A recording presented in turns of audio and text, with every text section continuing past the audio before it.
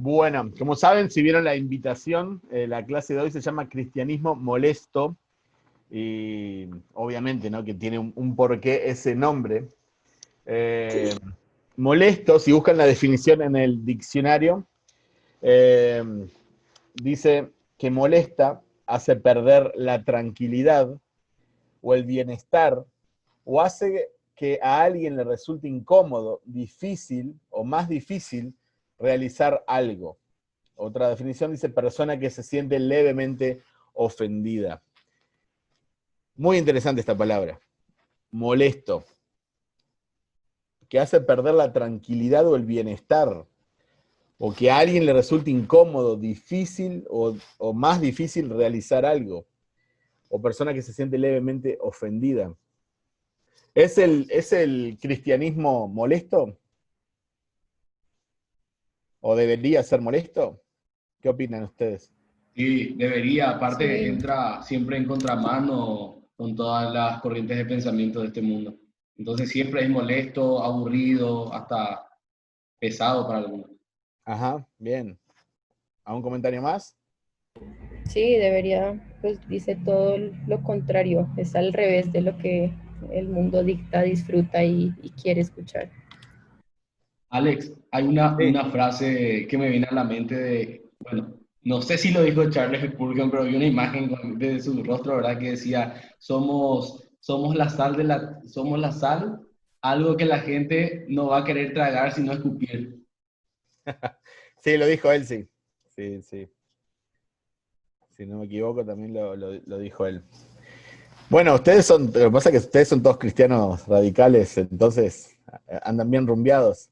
Pero creo que sí es la esencia del cristianismo. Lo único que obviamente vivimos en tiempos donde nosotros no queremos, o sea, muchas personas no quieren ofender a otras, no quieren molestar a otras, no quieren quitarle la tranquilidad a otras, no quieren ellos quedar mal o hacer estos, no sé, aguafiestas. Entonces, obviamente, muchas veces se le pone agua al evangelio, ¿no? Se le rebaja un poco para que, bueno, caiga bien, ¿verdad? Eh, entonces, hoy vamos a ver una perspectiva no solo bíblica, sino histórica. Por eso es que les quiero compartir un PowerPoint. Y vamos a ver esta realidad, pero un poco a la luz de la historia también, y no solo de la Biblia, obviamente, que es lo primero que vamos a ver. Acompáñenme, por favor, a Hechos 17, del 1 al 9. Vamos a ver una historia de gente que molesta a otra gente. Y lo hacían con gusto todavía. Hechos 17, 1, 9.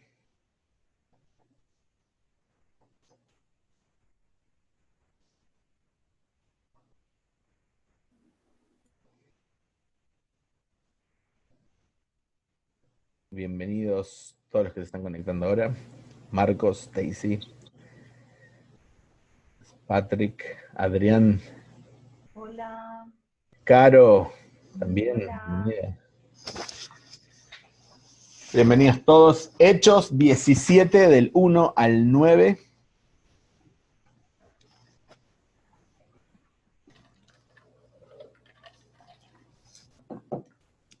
Y bueno, dice así la palabra del Señor. Pasando por Anfípolis y Apolonia, llegaron a Tesalónica, donde había una sinagoga de los judíos. Y Pablo, como acostumbraba, fue a ellos, y por 3 días de reposo discutió con ellos, declarando y exponiendo por medio de las Escrituras que era necesario que el Cristo padeciese y resucitase de los muertos, y que Jesús, a quien yo os anuncio, decía él, es el Cristo. Y algunos de ellos creyeron, y se juntaron con Pablo y con Silas, y de los griegos piadosos gran número, y mujeres nobles no pocas.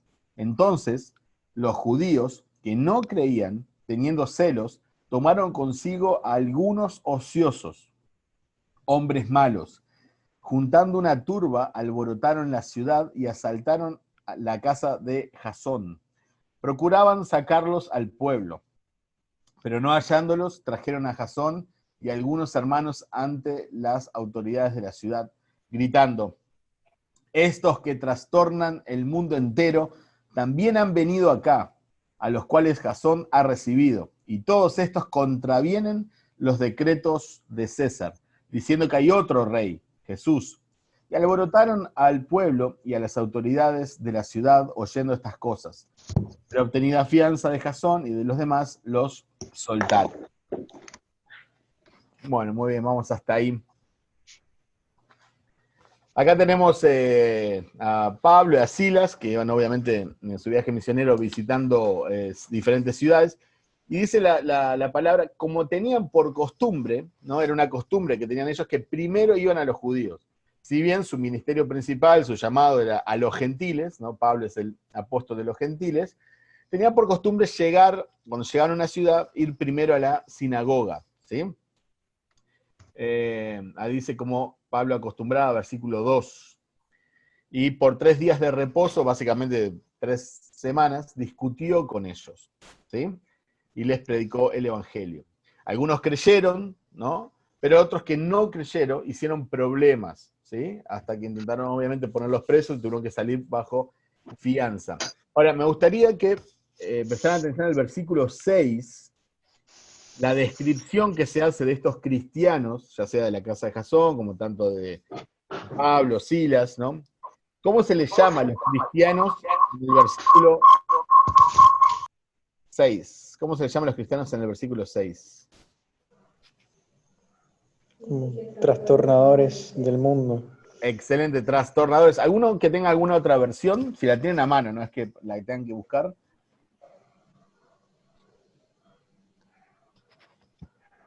¿Alguno que diga otra cosa?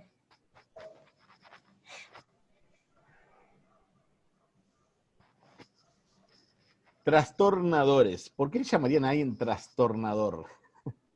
Estos dicen que han trastornado el mundo entero. O sea, ya los tenían cansadísimos, ¿no? ¿Saben lo que significa la palabra trastornar? Literalmente significa sacar a uno del lugar en el que se halla fijo. Eso es trastornar, sacar a alguien del lugar donde se halla fijo. Algunos sinónimos de trastornar son perturbar, aturdir, angustiar, incomodar y molestar. Entonces, de ahí el nombre del estudio de hoy, cristianismo molesto. Es un cristianismo que trastorna, un cristianismo que incomoda, que angustia, que aturde, que perturba. Obviamente son palabras que parecen que tienen una connotación negativa, pero en realidad, imagínate, si una persona está por robar un banco y un policía lo detiene en el camino, lo va a molestar en la misión que ese ladrón tenía, ¿verdad? Y obviamente lo va a angustiar si lo pone preso. Pero es algo bueno, ¿no? Entonces nosotros también tenemos que pensar que nosotros nos estamos dirigiendo cada vez que compartimos el Evangelio a personas que están muertas en sus delitos y pecados, que son personas que necesitan a Cristo, muchas veces que hacen el mal. Entonces no es algo malo incomodarlos, no es algo malo, ¿no? Es como una persona, estás en la oscuridad total, y cuando prenden una luz, te encandila y molesta a los ojos. Pero tenés la posibilidad de ver, ¿verdad? De hecho, hay personas, ¿no?, que han recobrado la vista, o sea, hay aparatos, o la audición, ¿no?, hoy en día con la tecnología, y obviamente al principio es algo molesto, pero nadie va, obviamente, a querer ir para atrás, ¿no? Están súper contentos porque ahora pueden ver. Entonces, ese es un poquito el contexto de la palabra, ¿no? Ellos fueron acusados de querer, de trastornar el mundo entero, de incomodar, de aturdir, de perturbar a la sociedad en la que estaban, ¿sí? Y de hacer que la gente cambie, porque había mucha gente que cambiaba, ¿no? Tenía una forma de ser y ahora tiene otra forma de ser, ¿sí? ¿Algún comentario de ustedes o pregunta antes que continúe? ¿Quieren comentar algo del pasaje? Es muy interesante, Alex, porque nos lleva a reflexionar un poco acerca del concepto que a la iglesia primitiva, que tenían de la iglesia primitiva, en este caso liderado por el apóstol Pablo, ¿verdad? El apóstol Pablo y su grupo, y nos lleva a reflexionar al concepto que hoy día se tiene de nosotros como iglesia. ¿Será que se tiene el mismo concepto? estaba viendo las versiones Nueva Traducción Viviente y TLA, lenguaje actual, y dice como aquellos que causan problemas. Y problemas porque siempre vamos en contra de la corriente, en este caso, de la corriente del mundo, ¿verdad? Ujú. Y es muy importante poder reflexionar siempre respecto a esto. ¿Será que realmente estamos siendo diferentes o qué concepto tienen de nosotros como Ujú. iglesia y de forma personal también, ¿verdad?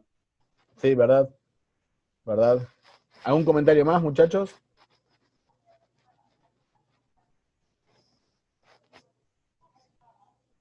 Hay muchas formas de molestar a las personas, ¿no? Nosotros no nos estamos refiriendo bajo ningún concepto a ser personas antipáticas, a ser personas poco sabias, personas agresivas. No estamos hablando de eso. Estamos hablando de cuando nosotros con mucho amor intentamos compartir el evangelio bíblico y el evangelio bíblico es el que incomoda a las personas, ¿sí? Hay personas que tienen muy mal carácter, ¿sí? Hay personas que son mala onda, y entonces incomodan a las personas a su alrededor, pero no es porque está Cristo en ellos, es precisamente porque necesitan tener un carácter más como el de Cristo, ¿no? Entonces hay que tener, solamente lo hago como una paréntesis, hay que tener cuidado de la forma que incomodamos a los otros, ¿verdad? Estamos hablando acá de que el evangelio incomode a las personas, ¿sí? No nuestra mala actitud. Um, un cristiano verdadero, y lo vemos también en los profetas, los apóstoles, ¿verdad? En la historia, ¿no? Es en cierta forma un revolucionario. Es alguien que vive fuera del sistema de este mundo, alguien que no se conforma con esta sociedad, por ende incomoda a las personas, ¿no? Es una persona que vive para otro rey, ¿no? Para los reyes que están en este mundo. Entonces, obviamente que eso genera una fricción con la sociedad, ¿no? Eh,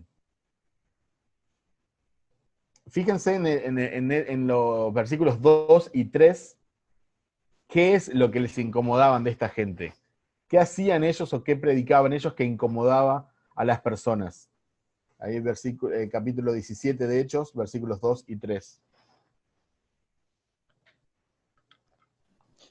Nos dice que exponían la escritura y que decían que era necesario que Cristo padeciese y resucitase de los muertos, y decía que Jesús era el Cristo. Excelente. Fíjense que ellos discutían, o sea, estaban convencidos de la verdad y obviamente debatían con las personas. Se basaban en las escrituras. Fíjense que eso es algo que molesta, era el evangelio bíblico, ¿no? Porque se basaban en las escrituras, no simplemente se exaltaban a sí mismos y venían con, o sea, ideas personales atractivas, y les explicaban a las personas y les demostraban la verdad de Dios, ¿no? Entonces, eso es lo que hacía que trastornaran, que sacaran de su lugar a las personas. Una versión en inglés dice que ponían el mundo de patas para arriba, o sea, en inglés lo dice, no le estoy traduciendo la parte literal. Ahora bien,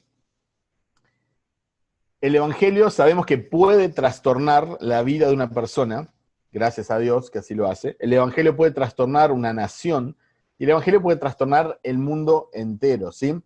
En la historia han habido varios trastornadores, ¿sí? Personas que fueron muy molestas para la sociedad de su tiempo, ¿sí? Y para las personas a su alrededor. Especialmente unos 1500 años después, ¿sí? De esta situación de Pablo, de Silas, de Jasón, Dios levantó a un gran trastornador, ¿sí? Llamado Martín Lutero, y luego levantó a muchos otros, y comenzó una gran molestia, ¿sí? Que continúa hasta nuestros días. Y ahora les voy a compartir pantalla.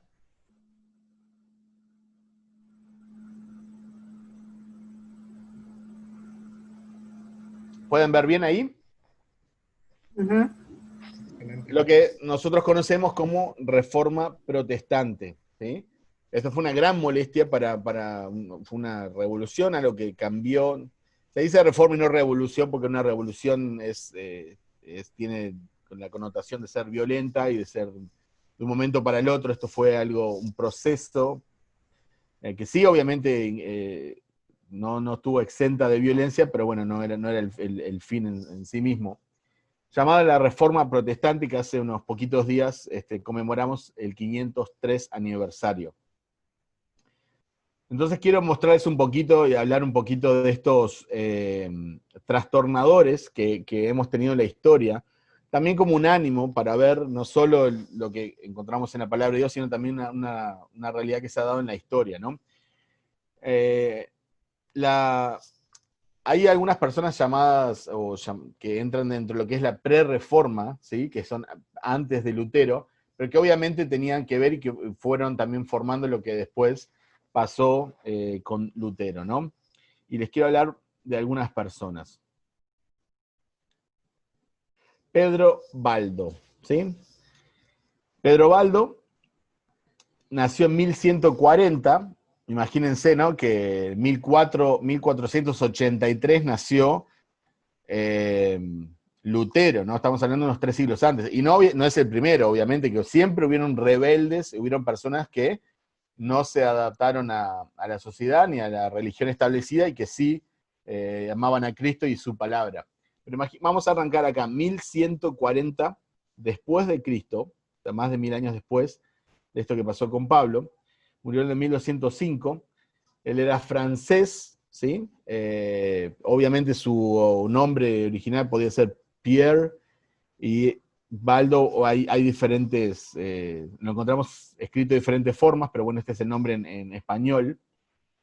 Él sustentó la traducción bíblica, que ya no era algo muy normal para su época.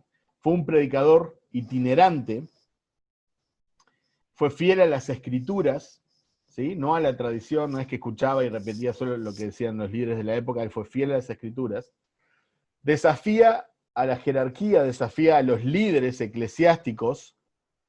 Él era una persona muy, muy rica.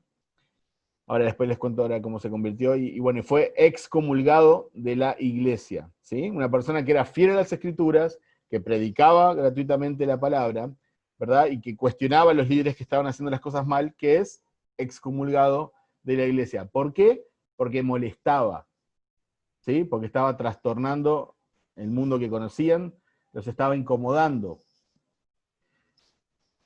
Miren la frase: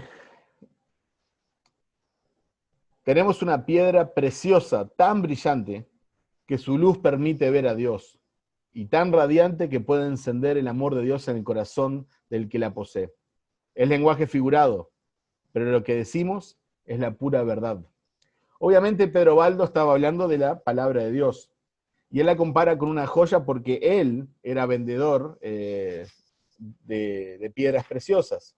De hecho, era una persona que tenía muchísimo dinero, una persona rica, pero aparentemente cuando murió un amigo muy cercano de él, se cuestionó lo que había después de la muerte, tuvo esas inquietudes espirituales y fue corriendo un sacerdote, que es lo único que conocía, y le preguntó cómo ser salvo. Y dice que el sacerdote, en un tono un poco burlesco, un poco irónico, como él era una persona muy rica, le dijo la respuesta que Jesús le dio al joven rico. Dijo: vende todo lo que tienes. Pero él se lo tomó muy en serio y vendió todo lo que tenía y dio la mitad a los pobres y compró alimentos para los pobres, y la otra mitad de su fortuna, que era mucha, la dio a la iglesia para que empezaran la traducción, ¿sí?, de las escrituras al idioma romance, creo que era el que estaba ahí en la frontera con Suiza. Y se puso a predicar la palabra. Luego, unos años más adelante, tenemos a John Wycliffe. Nació en 1320.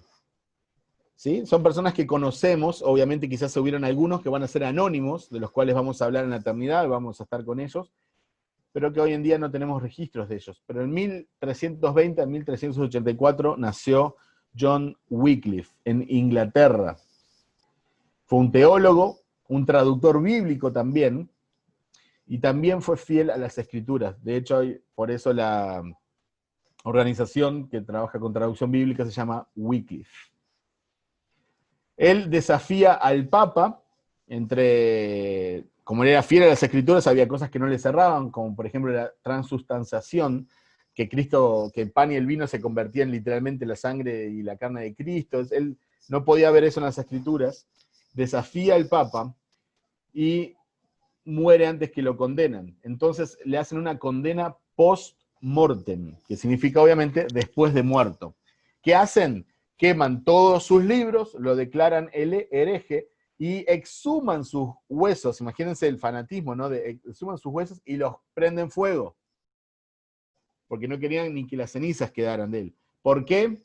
Porque al igual que Pedro Baldo, Juan o John Wycliffe era una persona molesta, sus enseñanzas molestaban, sus cuestionamientos al Papa molestaban, que estudiara las Escrituras molestaba, y que quisiera todavía que las Escrituras estuvieran en el idioma de las personas, todavía molestaba mucho más.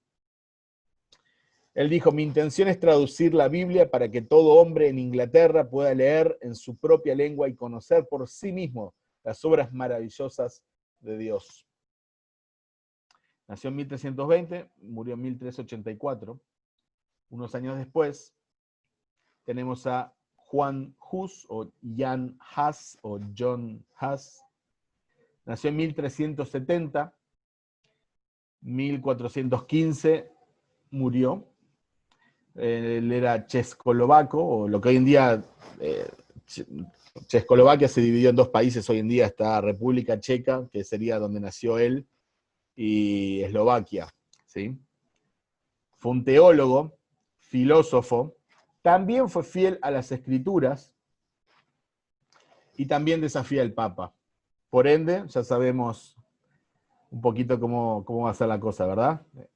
Está molestando a la iglesia. Y él es condenado a la hoguera. Él sí no se salvó de la violencia de estos líderes ciegos que manejaban la iglesia oficial, y es condenado a la hoguera. Y muere en la hoguera, pero hay registros que cuentan, dan testimonio, que antes de morir, dice una frase muy interesante. Él dice: vas a asar un ganso, pero dentro de un siglo te encontrarás con un cisne que no podrás silenciar. Vas a asar un ganso, pero dentro de un siglo te encontrarás con un cisne que no podrás silenciar. 102 años después que él murió en la hoguera, Martín Lutero, conocido como el gran reformador, estaba clavando las 95 tesis en la puerta de Wittenberg. Pero antes, quiero hablarles de Girolamo Savonarola, obviamente italiano, ¿no? Nació en 1452, murió en 1498. En Italia, fue un predicador, también desafió el papado, predicó especialmente contra el lujo. De hecho, él organizaba unas hogueras, así, donde animaba a la gente a que viniera y tirara sus joyas y sus cosméticos, y también libros que contenían herejías. Una persona carismática, ¿no?, que muchos seguían. Es excomulgado y preso. Otra persona que molestaba, que trastornaba. Entonces no solo lo echan de la iglesia, sino también que lo excomulgan. Perdón, no solo que lo excomulgan, sino también que lo meten preso. Pero como si eso no alcanzara, lo condenan a la hoguera. Y Girolamo Savonarola, este predicador en contra del lujo, también fiel a las Escrituras, muere en 1498. Él decía: no vendáis ni compréis las cosas espirituales que deben recibirse y darse únicamente por amor a Dios. Y sin duda que esto molestaba. Era un cristianismo muy molesto el que él practicaba, y era un trastornador. Luego, en 1483, nace el gran reformador, Martín Lutero. Martín Lutero nació en 1483, murió en 1546, alemán, monje agustino, teólogo, Fue traductor bíblico también, especialmente cuando estaba sufriendo una persecución, que fue escondido en un castillo, se dedicó a traducir al alemán que las personas hablaban. Especialmente se puso en contra de las indulgencias, y lo cual molestaba muchísimo. Y obviamente que predicó la gracia y la fe. Clavó sus 95 tesis en el castillo de Wittenberg el 31 de octubre. Él decía, la iglesia no debe determinar lo que enseña la escritura, sino la escritura debe determinar lo que enseña la iglesia. Eso se discute hasta el día de hoy en los círculos católicos. Lutero sigue siendo una piedrita en el zapato, y una piedra bastante grande para muchas personas, para muchos religiosos. Y Dios lo usó para comenzar una gran molestia, una reforma que iba a impactar todo el mundo conocido y hasta el día de hoy, porque nosotros gozamos de muchos privilegios gracias también a lo que pasó en ese tiempo. Alex, perdón la interrupción. ¿Sí? ¿Podrías recordar nomás así breve qué era la indulgencia? Sí, te agradezco. Las indulgencias eran básicamente comprar el perdón al cielo, o comprar como menos días en el purgatorio. El catolicismo tiene una doctrina, tiene hasta el día de hoy, ¿no? Que es el purgatorio, que es un lugar intermedio entre el cielo y el infierno, donde básicamente todas las personas van ahí a purgar sus pecados, como purificarse para después llegar al cielo. Imagínense cuán errado está eso respecto a lo que es el Evangelio, ¿no? Y la obra de Cristo. Entonces, las personas obviamente tenían que pagar, y era un abuso espiritual enorme, porque como siempre cuento, pongo este ejemplo, pero agarraban a personas, quizás, no sé, había viudas, o había personas muy pobres, que realmente eran muy pobres, no tenían ni para comer, y les decían, tu tío fue bueno, ¿te acordás que tu tío los ayudó mucho, y está en el purgatorio ahora, está en tormento? Porque es un lugar de tormento, no tan grande no tan serio como el infierno, pero es un lugar de tormento. Entonces vos le decías, no, tenés que rescatarlo. Entonces si vos das una moneda, cada moneda que cae, cuando hace cling, es un día menos que está en el purgatorio, un día más cerca que está de pasar al cielo. Entonces imagínate, la gente decía, pobre tío, el tío Pocho, que era tan bueno, ¿no? El tío Pocho. Y quizás se ponían mal y ayudaban, ¿no? Entonces ganaban un montón de dinero a costa de esto. Entonces no era solo el hecho del engaño, o sea, respecto al Evangelio, sino también que había un abuso espiritual, ¿no? Era un robo a las personas que, ya te digo, no tenían ni para comer. Y Lutero se opuso muy fuertemente a esto, ¿sí? Después de Lutero vinieron muchísimas otras personas que no tendríamos el tiempo ahora para poder ir, obviamente, uno por uno, pero sí quiero mencionarles algunos de los más conocidos que han trastornado, han seguido con esta reforma, y que Dios ha usado para que hoy en día, gracias a Dios, podamos decir somos cristianos, evangélicos, protestantes. Tenemos a Ulrico Zwinglio, nació en 1484, era contemporáneo de Lutero, él era suizo. Luego tenemos a Martin Butzer, 1489 nació, alemán. Guillermo Farel, o William Farel, era francés. William Tyndale era inglés, que fue quien tradujo la Biblia al inglés. Menno Simons, que era holandés. Felipe Melanchthon, alemán. El famoso Juan Calvino, que era francés, 1509-1564. John Knox, escocés, y Teodoro de Beza, francés. Todos ellos vinieron después de Lutero, pero continuaron, ¿sí? Son parte de la reforma, son reformadores también, y son personas que han sido molestas y que así han sido tratadas también, ¿no? ¿Qué tuvieron en común todos estos hombres? Que trastornaron el mundo. ¿Cómo trastornaron el mundo? Bueno, si tenemos que resumir todo lo que es la reforma, obviamente tenemos que resumir en las 5 solas que estuvimos viendo todas estas últimas 5 clases, ¿sí? Y quiero hacer un poquito un resumen y ya cerrar este tema. Pero me gustaría, no sé, escucharlos a ustedes. ¿Tienen algún comentario, alguna pregunta, algo que les haya llamado la atención?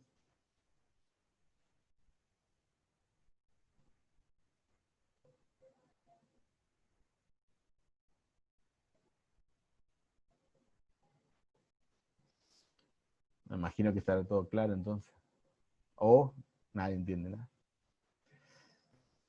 Lo que siento, digamos que es muchas veces tan difícil precisamente para el ser humano esa dependencia, ¿no? Esa dependencia en Dios, el hecho de que sea solo Dios el que puede darnos esa salvación, el que puede darnos esa libertad y constantemente, a pesar de saberlo, estamos en ese intento de ayudarle a Dios, ¿no? ¿Qué tal que no? Pues sí, yo creo en Él, pero en esta área, ¿qué tal que Él no pueda? O sí, todo lo espiritual, pero pues si yo tengo una necesidad física o se me dañó el carro, ¿qué le voy a preguntar a Dios primero si tengo que llevarlo al taller o no? Sino que yo tomo acción. Entonces, como que esa dependencia, tanto en lo pequeño como en lo grande, siempre es esa lucha precisamente por, como desde Génesis 3, ¿no? ¿Voy a confiar en Dios totalmente o voy a creer que Él me está quitando algo, no me está dando algo? Esa primera desobediencia basada en la falta de total confianza y rendición a Él, ¿no? ¿Verdad? Vale, es verdad. ¿A un comentario más, muchachos?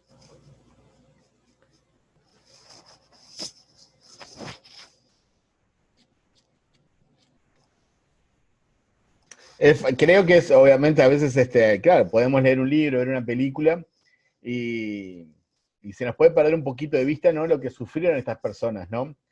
Y no estoy hablando de aquel que le quemaron los huesos, estoy hablando de aquellos que fueron a la hoguera, que fueron muertos a filo de espada, aquellos que fueron puestos presos, ¿verdad? Por su fe, ¿no? Sufrieron muchísimo, ¿no? Pedro Baldo, por ejemplo, sus seguidores, conocidos como valdenses, ellos anduvieron, estaban como escondidos por siglos en las montañas, escapando, ¿verdad? De la religión institucional. Entonces, hay un gran precio, ¿no? No es solamente, soy un trastornador, mira qué valiente, ¿no? Hoy muchos en día piensan que son recontra radicales porque se hacen, no sé, un tatuaje cristiano, tienen una camiseta cristiana o porque, no sé, hacen un posteo en Facebook, ¿no? Y no estoy entrando en esos temas ahora, ¿no?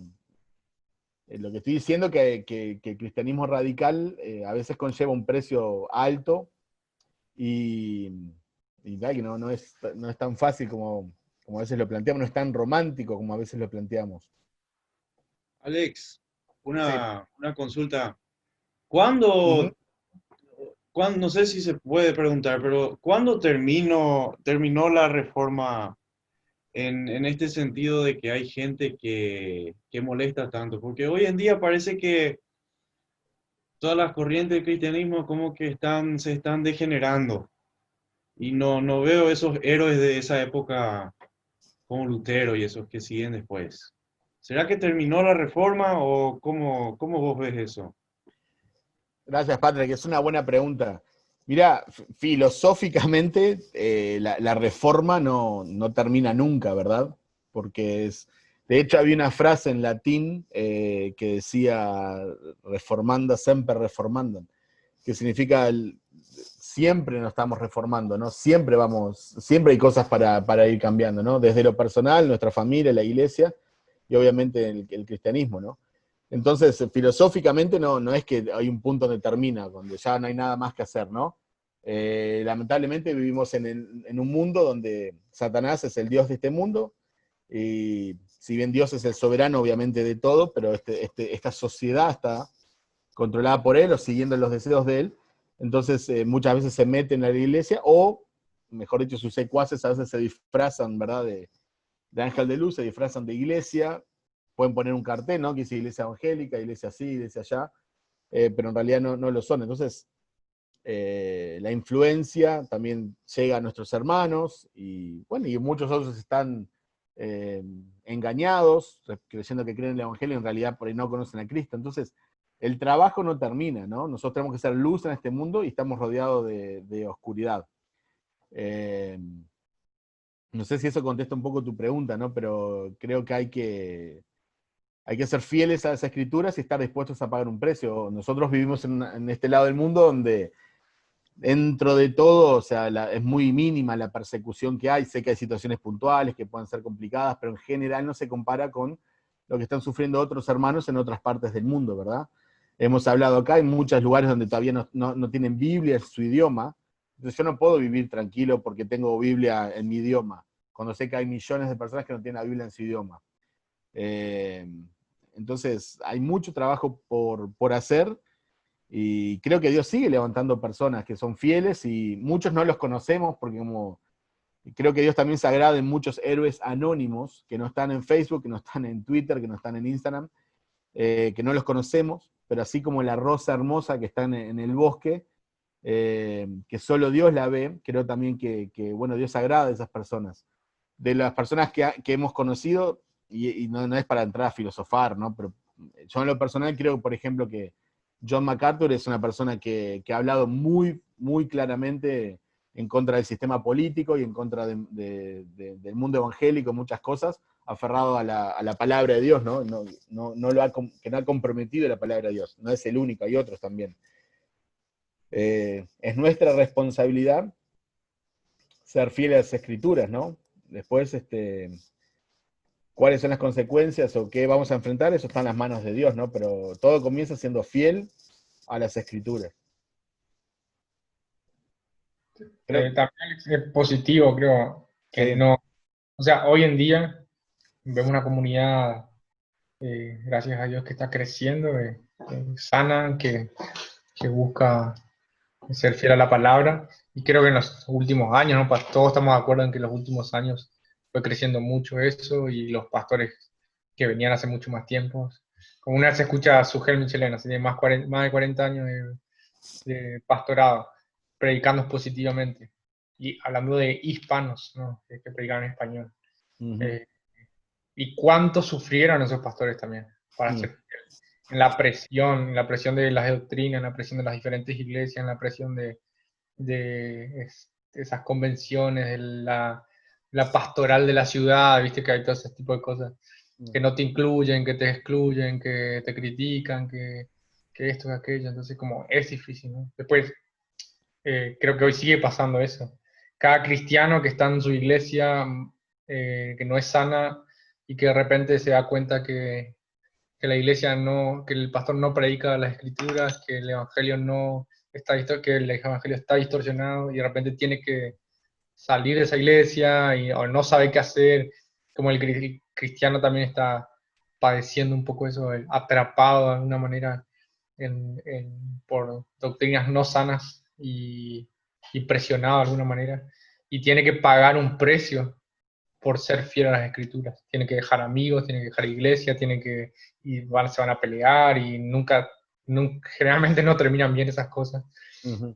Pero no por eso, y esa persona tiene que tomar decisiones para no agradar a esa gente y tratar de agradar al Señor y ser fiel a las escrituras, entonces paga un precio. Creo que hay muchísimos casos así, y también eso, gracias a Dios que eso está pasando en este tiempo. Y lo que creo que es positivo es que no hay un cacique, gran cacique, como nos gustan los latinos, hoy en este tiempo, pero eso es positivo también, porque hay muchos pastores sanos, y gracias al Señor, porque hoy tenemos muchos pastores sanos, porque hay muchas iglesias sanas, tal vez no tanto acá en nuestros países, pero está creciendo. Sí, es verdad, es verdad. ¿Algún comentario más, hermanos? Sí, como los selectivos que hemos sido en eso también, en el escoger todos esos pasajes en donde el triunfo, la victoria y lo poco que mencionamos, pues precisamente si estamos siguiendo a Cristo piadosamente, como dice Timoteo, pues sí vamos a tener persecución, ¿no? Si no tenemos persecución, si no estamos molestando, incomodando, algo estamos haciendo mal. O Jesús mismo, ¿no? Ustedes van a tener, no es como tal vez, quizás no, es esa promesa de van a tener aflicción, pero confíen en mí que yo ya vencí al mundo, ¿no? Y si no estamos siendo, como también dice él en Lucas, creo, si somos aborrecidos por todos a causa de Él. Entonces, si no estoy siendo aborrecida, perseguida, teniendo aflicción, tal vez no estoy de verdad compartiendo la verdad como es y como Él la compartió, ¿no? ¿Quién soy yo para, si Jesús mismo sufrió esa persecución y esa muerte y ese rechazo, quién soy yo para no compartir en eso, ¿no? Es verdad, vale. Gracias. Solamente a modo de comentario que, porque claro, uno a veces ve estas historias, ¿no? Que son de película, ¿no? Hay historias de ellos que se pueden llevar a la gran pantalla, ¿verdad? Pero Dios nos ha llamado a ser fieles, ¿no? Como hablábamos, a su palabra, a su mensaje, a su persona. Eh, y no siempre vamos a tener ese reconocimiento o éxito, ¿no? Que el mundo nos puede dar, por así decirlo, ¿no? Los reformadores, ninguno de ellos dijo, voy a ser un reformador, voy a cambiar la iglesia, ¿no? No, ellos fueron fieles y fueron haciendo pequeñas cosas que Dios las transformó en algo muy grande, ¿no? Lutero no es que quería ser conocido, no quería ser influencer, no quería reformar la iglesia, él no quería ni siquiera salir de la iglesia católica. Él lo que quería que la iglesia reconociera sus errores y volviera a las escrituras, ¿no? Luego Dios, bueno, tomó ese acto y lo magnificó. El mismo Lutero dijo, no quiero hacer apología del alcohol, pero es una frase de Lutero que él dijo, yo no hice nada, dijo, la palabra de Dios hizo todo. Dice, la palabra de Dios iba transformando Europa mientras yo, dice, tomaba cerveza, dice, porque como monje era una de las cosas que hacían en los monasterios. Entonces, ellos mismos reconocían que ellos no hacían nada, que era la palabra de Dios que hacía todo, ¿no? Pero sin duda era que eran hombres que estaban, bueno, dispuestos y fieles. Y eso tenemos que hacer nosotros, ¿no? Tenemos que tener cuidado también con nuestro ego, ¿viste? De decir, bueno, Dios me va a usar y voy a cambiar, voy a reformar no sé, todo Latinoamérica o el mundo. No, vamos a ser fieles en lo poco y que Dios nos ponga donde Él quiera ponernos. Amén. Bueno, vamos a hacer como les dije, ya increíble cómo se pasa el tiempo, estamos en 8:50 de horario de la mayoría de ustedes. Vamos a hacer un pequeño resumen. Básicamente la Reforma y todos estos hombres se aferraron a estas 5 solas, sola escritura. ¿Quién puede leer este pasaje? Pero ante todo, sabed esto, que ninguna profecía de la Escritura es asunto de interpretación personal, pues ninguna profecía fue dada jamás por un acto de voluntad humana, sino que hombres inspirados por el Espíritu Santo hablaron de parte de Dios. Muchísimas gracias. Ahí tenemos, ¿verdad? Ninguna profecía de las Escrituras es asunto de interpretación personal. ¿Por qué? ¿No? Porque estos hombres fueron inspirados por el Espíritu Santo, ¿verdad? Hablaron de parte de Dios. Entonces, lo que tenemos nosotros es el mensaje de Dios. 2 Timoteo 3, 16, 17, un pasaje conocido, dice, toda la Escritura es inspirada por Dios y útil para enseñar, para redarguir, para corregir, para instruir en justicia, a fin de que el hombre de Dios sea perfecto, enteramente preparado para toda buena obra. Este pasaje apunta a la suficiencia de las Escrituras. Acá tenemos todo lo que necesitamos para ser perfectos o completos o maduros. Entonces, sigamos los principios bíblicos, ¿verdad? Que muchas personas dicen, no, la palabra no dice con quién te vas a casar, o dónde vas a vivir, o con quién, como diciendo que Dios le tiene que revelar, dar ese mensaje a alguien. No, sigamos principios bíblicos que vamos a estar en la perfecta voluntad de Dios. Y donde, si en un momento encontramos que se acabaron los principios bíblicos, tengamos la certeza que tenemos libertad humana para tomar una decisión, ¿verdad? Pero sigamos los principios bíblicos. ¿Algún comentario de esto? Si no, voy a pasar a otra sola, como les digo, solo un resumen. Solus Christus, o solo Cristo. ¿Quién puede leer Hechos 4:12?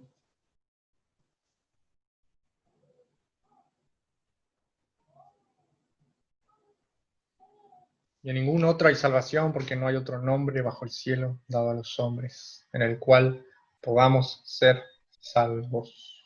Muchas gracias. Sí, bueno, esto más claro que ya le hago imposible, ¿no? Ya lo hemos visto, hemos leído, esto es un resumen, pero se aferraron, ¿no? Solo la Escritura es la autoridad final, lo que marca lo que tenemos que creer y cómo debemos de vivir, y solo Cristo nos puede llevar al cielo. No hay otra cabeza de la iglesia, no es el Papa, no es el Rey, no es el César, ¿verdad? Hay un solo Señor, que es Jesucristo.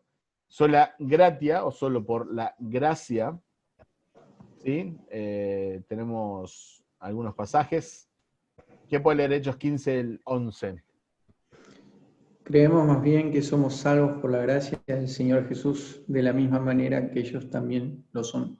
Muy bien. Romanos 3:24, ¿quién puede leer? Siendo justificados gratuitamente por su gracia, por medio de la redención que es en Cristo Jesús. Gracias. Romanos 5:20, otro voluntario o voluntaria. Pero la ley se introdujo para que el pecado abundase. Mas cuando el pecado abundó, sobreabundó la gracia. Para que así como el pecado reinó para muerte, así también la gracia reine por la justicia para vida eterna mediante Jesucristo, Señor. Muchas gracias. Y último pasaje, ¿quién puede leer Gálatas 2:21? No desecho la gracia de Dios, pues si por la ley fuese la justicia, entonces por demás murió Cristo. Muy bien, muchas gracias. Amo ese pasaje. Sola fide o solo por la fe, que obviamente va de la mano con la gracia, ¿sí? ¿Quién puede leer Romanos 1:17? Porque en el Evangelio la justicia de Dios se revela por fe y para fe, como está escrito, mas el justo por la fe vivirá. Muchas gracias. Gálatas 3:11. Y que por la ley ninguno se justifica para con Dios, es evidente, porque el justo por la fe vivirá. Muchas gracias. Hebreos 10:38. Mas el justo vivirá por la fe, y si retrocediere, no agradará a mi alma. Muchas gracias. Fíjense que en 3 pasajes del Nuevo Testamento, Romanos, Gálatas, Hebreos, encontramos como está escrito, ¿no? Porque eso es una cita del Antiguo Testamento, más el justo por la fe vivirá. Así que dejé el espacio para la cita del Antiguo Testamento. ¿Quién puede leer Habacuc 2:4?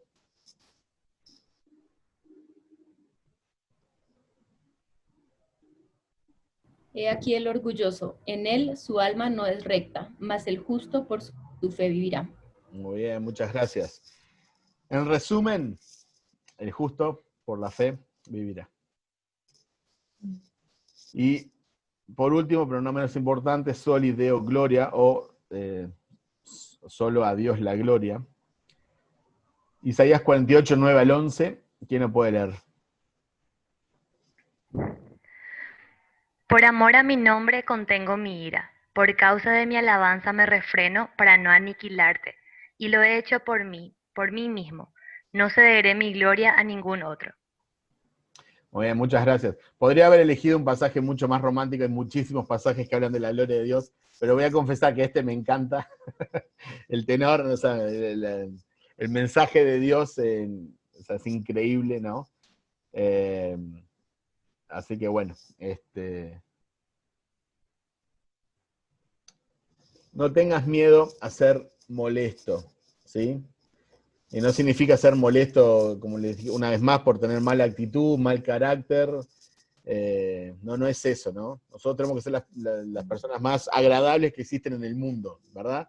Porque tenemos que tener los frutos del Espíritu, ¿verdad? Y paciencia y demás. Pero el Evangelio que tenemos es molesto. Entonces, indefectiblemente vamos a molestar a las personas. Y Dios quiera que un día Dios nos use para molestar tanto, que se trastorne, ¿no? Nuestra ciudad, nuestro entorno, nuestra iglesia, nuestra familia, nuestro país, nuestro continente, nuestro mundo. Dios quiere un día usarnos para que, no sé, un pueblo tenga su Biblia, la Biblia traducida en su idioma, para que muchas personas vengan a Cristo. Dios quiere usarnos un día para molestar un matrimonio y que puedan, en lugar de, no sé, de escoger el divorcio, puedan restaurar la relación. Que Dios nos use, ¿sí? No tengamos miedo de ser molestos. ¿Algún comentario final?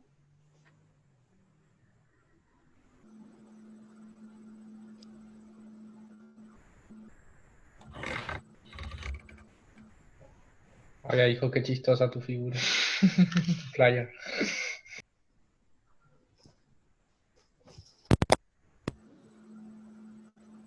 ¿Me escuchan ahí, verdad? No sé, no sé, estaba escuchando un poquito bajo.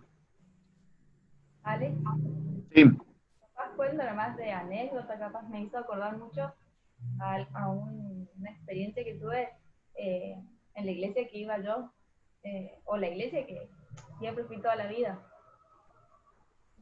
Que por ahí había un tiempo que habían cosas que yo no entendía o que me cuestionaba y que por ahí preguntaba por qué se hacía de esa manera. Porque sinceramente no entendía, o sea, por qué tenía que haber una forma o una metodología específica de hacerlo. Y llegaron a responderme de que cuando uno se hace miembro de una iglesia, hay estatutos y ciertas cosas que uno los acepta implícitamente y tiene que hacer las cosas como siempre se hizo. Y terminaron diciéndome, ¿qué te anda pasando que estás tan escéptica espiritualmente? Entonces fue como, bueno, solo por preguntar o no sé, viste cuando hay algo que te genera un poco, no era como para decir está mal lo que están haciendo, simplemente para entender el por qué capaz. sí, Y sí, bueno, totalmente. me hizo acordar mucho de toda esa molestia.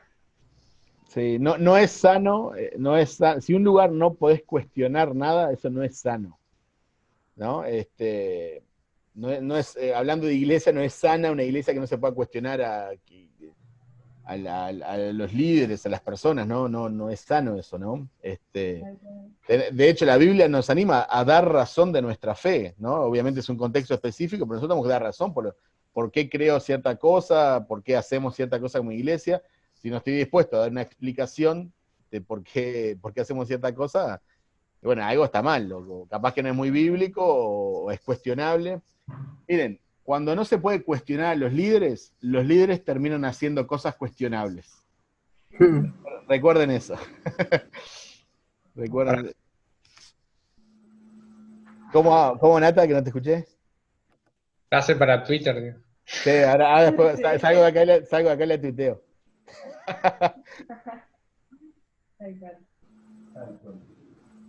Sí. Igual que el hecho de que haya un líder solo también obviamente no es lo ideal. A veces, lamentablemente, bueno, por diferentes circunstancias, no hay más de uno. Pero lo ideal siempre es que haya un liderazgo plural. Eso también creo que ayuda mucho, donde haya contabilidad.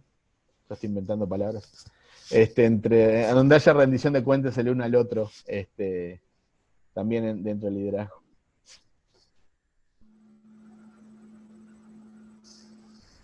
Bueno, ningún comentario más, ninguna pregunta, nada. Hay una película de Juan Hus que es viejísima, pero viejísima en serio, que está espectacular. Mira, dura 50 minutos. Yo la debo tener por algún lugar por ahí, pero si la llegan a encontrar o si yo la encuentro y se las paso, está. Porque la vida de él es un espectáculo. Él era chiquito, era un niño chiquito, y un día se puso su mano sobre la vela y se estaba quemando, y su mamá le cuestionó lo que estás haciendo, ¿no? Y él le dijo, ¿no? Porque él había leído la biografía de San Lorenzo, que había muerto en la hoguera, y él dijo, yo quería saber lo que sufrió San Lorenzo en su muerte, ¿no? Entonces, eso muy linda, ¿no? Su historia, igual que la de muchos otros. Bueno, ¿terminamos orando?